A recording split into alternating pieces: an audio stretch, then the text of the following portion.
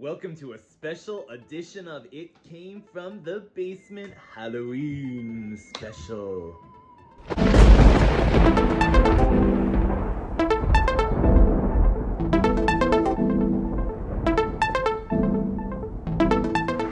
As always, I am your host, Radical Ryan Hunter from the Radical Retro Rewind podcast. And fall is my favorite season. I'm one of those people, the August people, where they're lighting their pumpkin candles, and I am waiting for fall. Of course, all coming from my parents' basement where I have everything in storage, but I figured I'd gather up some spooky and Halloween inspired retro things. One that brings me back to my childhood. Raggy?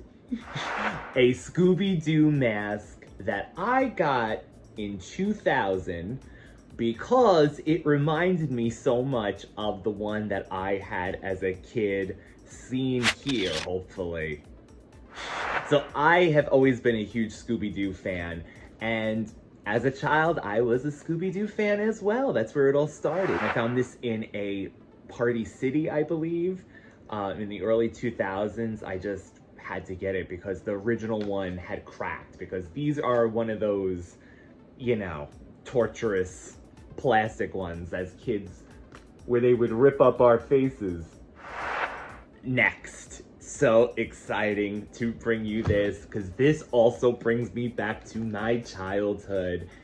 This is a bleeding hand candle that my mother bought in the 90s, 1995, from Farmingdale, New York, right here on Long Island, evidently. I love this because I don't see these anymore really in the store, but the hand would melt down and it would look like it's bloody.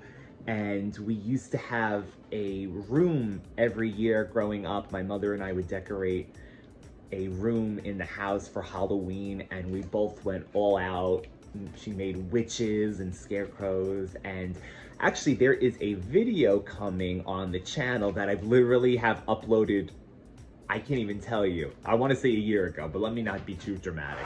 But it's been waiting for the October season of our 2004 Halloween display. So for any retro Halloween fans, for me, it's very retro. That's the year I graduated high school. And at one point, this was going to be a part of one of those rooms, but it never made it in. But you know what? I am so glad, because I think this is so cool. Next, if I were to be represented as a My Little Pony, I'm thinking that Pumpkin Tart here would be me. She's born in November, such as moi. Her favorite color is orange, also me. And her favorite thing to do is dressing up for Halloween. And I'm with her, and she's got a cat. This is me. This is me in My Little Pony form. This is from 2006. Target exclusive, and picked it up, and as a lot of my collection is, it's bent and all that, but it's lasted since 2006, so I can't be too complaining, can I? All right, the next item is this Friday the 13th novel. If any longtime basement dwellers and radical ones also follow our podcast, the Radical Retro Rewind podcast, always new on Fridays. We're coming back this month in September after doing a summer camp crossover event with Rob, co-host Rob's podcast, but we covered every Friday the 13th movie all summer long, and I have always been a Friday the 13th fan. I had ordered this on eBay in the early 2000s, and it is a novel from 1994. I love carnivals. I love the creepiness that a carnival can bring. Physical media, holding a book in your hand. I know that probably means that I am officially old.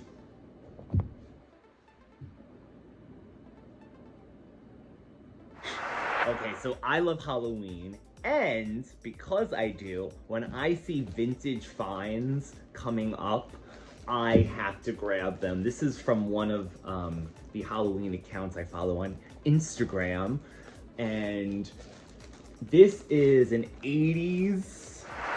I mean, it's definitely vintage, so I just don't know from what year. But my God, seeing this is, again, childhood memories. Hanging up little cardboard cutouts like this for all holidays. Man, I just love this. I wish I knew the exact year, but I'm guessing because of the style, the look, even the packaging. I'm gonna say 80s. I almost want to say 70s, but I don't want to date it even further than it is. Along the same lines, these were from Canada, I believe. They are from Hallmark, little treat bags. They still make them, but you find them in the dollar stores, Dollar Trees now. But back in the day, these are retro ones from Hallmark. So this was a complete set, I believe.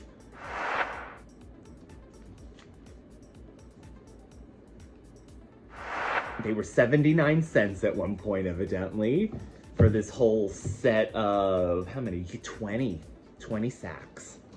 I'm almost thinking about doing a Halloween contest for a few viewers. I don't know if anyone's interested to win some of these. Anyone, other Halloween fans out there? I was thinking about it. Let me know in the comments if that would be interesting for anybody.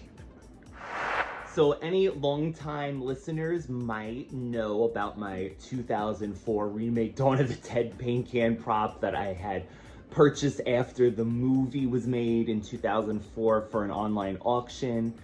And it can be seen in these scenes here.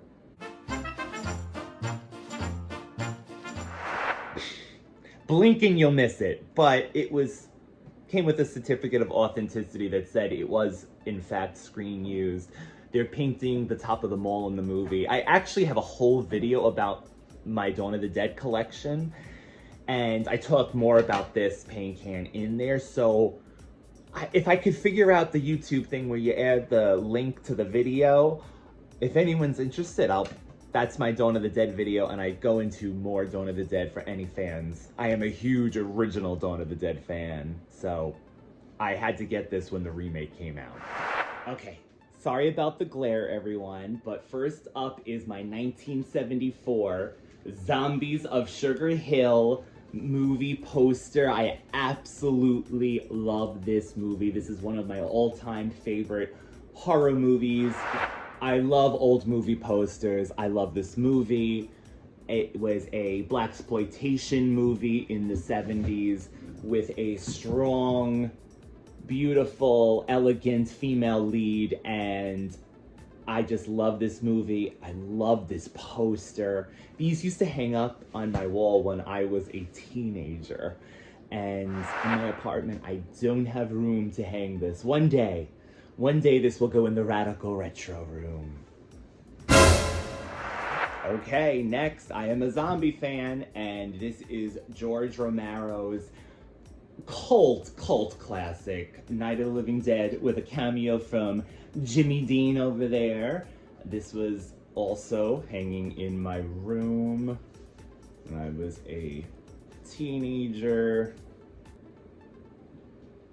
And the reflection is terrible, I'm sorry. Ooh, look, you could see things down here. 2004 movie poster from Dawn of the Dead, the remake, where I have that paint can from. Again, orange is my color, so I can't get away from it.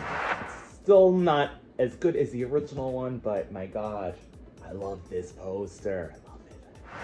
And then a 1978, not an original, but a poster of Dawn of the Dead, because again, it is my favorite movie. Love this. Also was hanging in my room when I was a teenager. Always try to bring you back on this show, especially to when I was younger. That always helps. And finally, my beautiful basement dwellers and radical ones. If anyone didn't know, we had a season finale last week, but this is a Halloween special to set up The next few videos that will be filling this time slot on Tuesdays here at the Radical Retro Rewind. I have to explain. There's two of these books. This is the Halloween Cookbook by Susan Purdy. It was published originally in 1977. And in the upcoming weeks, someone who usually burns things and overbakes everything is going to attempt to try out some of these recipes. And over the summer, while I was looking for this book that I had for years, which is the same book, this hardcover edition, couldn't find it. And I told everyone I'm doing this, so I had to find a copy on eBay. It's hard to find now, this book. It gets a little pricey.